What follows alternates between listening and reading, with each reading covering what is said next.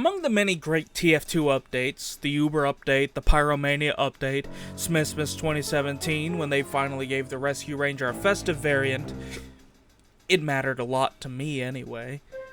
There is one that spawned more memes and fun times than any other, and could very easily be considered the last memorable TF2 update for some.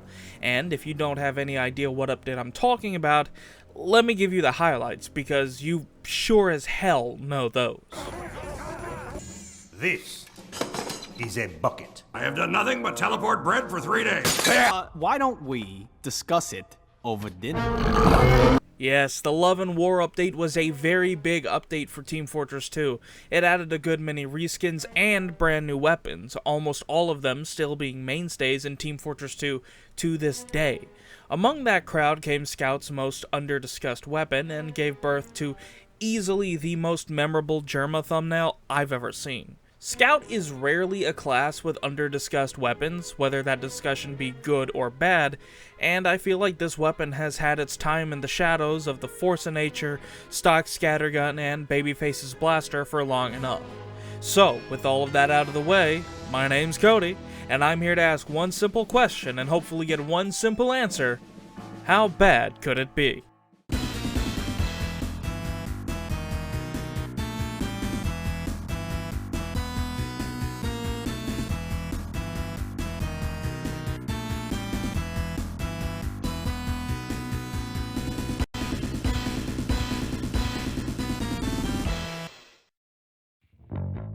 The Backscatter was added on June 18th, 2014, and normally, this is where I'd give you some sort of retrospective history on its changes, but it doesn't have one.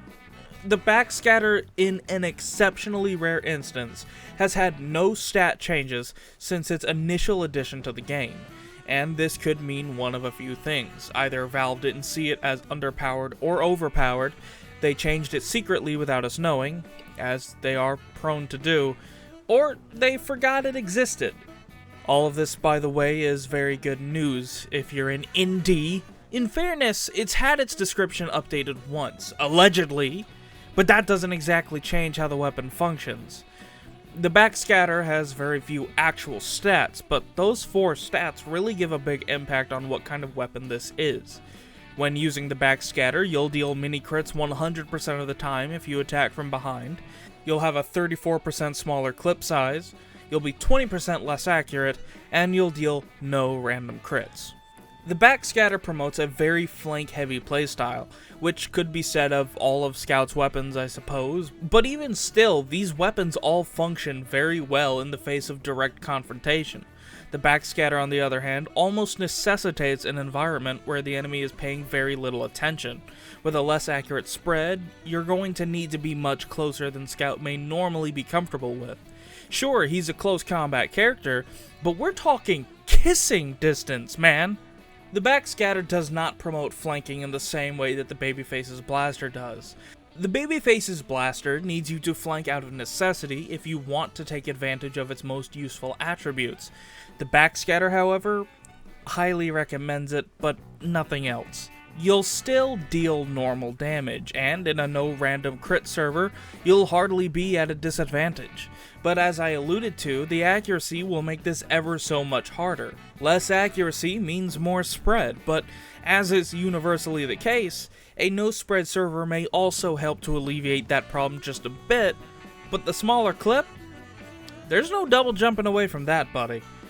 Here's some math. 6 is higher than 4. Very complicated stuff, I know, but the guy using the scattergun, accounting that they can hit their shots well, will always win this matchup. No competition. But you wouldn't be playing Scout if you were only interested in fighting other Scouts. Medics, their pockets, and generally less defendable classes that have every reason to be checking forward and not backward are your most optimal targets. And as a spy, you may be more of a sitting duck if you get caught with your pants down. But as a scout, you can generally back out easily if this happens, and if all else fails, remember, you can probably maneuver behind the enemy at least long enough to take a chunk out of their health with the Backscatter's name-defining attribute. It has a lot of potential, but it's not hard to just... Holy cow, a weenie jump scare. This is not a drill. We're talking about the Backscatter. It's my favorite fucking gun. I love the Backscatter. It's such a good, like, training wheels. It's such a good tool to learn how to play Scout. Because newer Scouts, you know, they just charge headfirst at the enemy team, charge right into a soldier or a demo, and fucking die. And the Backscatter, the whole plan of the Backscatter is you flank behind an enemy, you pick someone off, like you go behind them and you pick someone off, because the mini crit damage. And then because of the less ammo in the clip and reduced accuracy, you can't really do shit.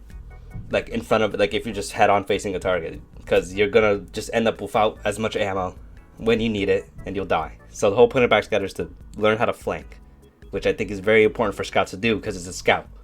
They're about as thin as tissue paper, but they have a lot of mobility. And that really, like, the mobility is what makes the Backscatter good for, like, learning. Because you have the ability to pick and choose your fights. Because you can just run the fuck away. If you're in a bad situation, you can just run. So, as a learning Scout, pro Scouts, anybody who knows how to play Scout doesn't really need to use the Backscatter unless you like it, you know. But, as a newer Scout, pick up the Backscatter and try your best to learn how to use it properly. You know, flank behind an enemy and shoot them in the back. Because even if you're not using the Backscatter, that skill alone is insanely helpful. Because if you go behind somebody and shoot them with, like, stock scattergun, they still need to, like, react and turn around and try to shoot you reflexively. While you can just line up your next shot, boom, they're dead. It's just that easy.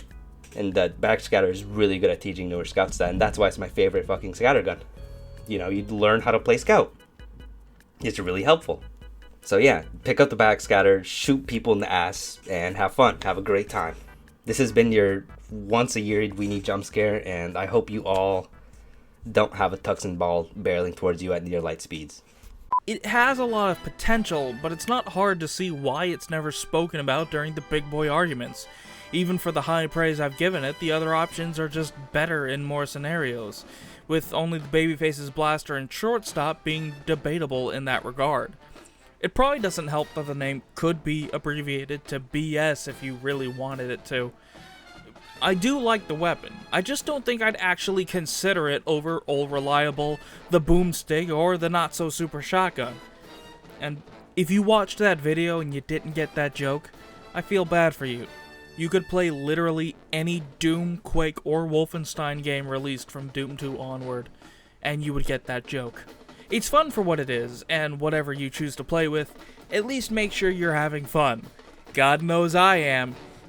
And while I'm on the topic, maybe I should address the elephant in the room. April Fools.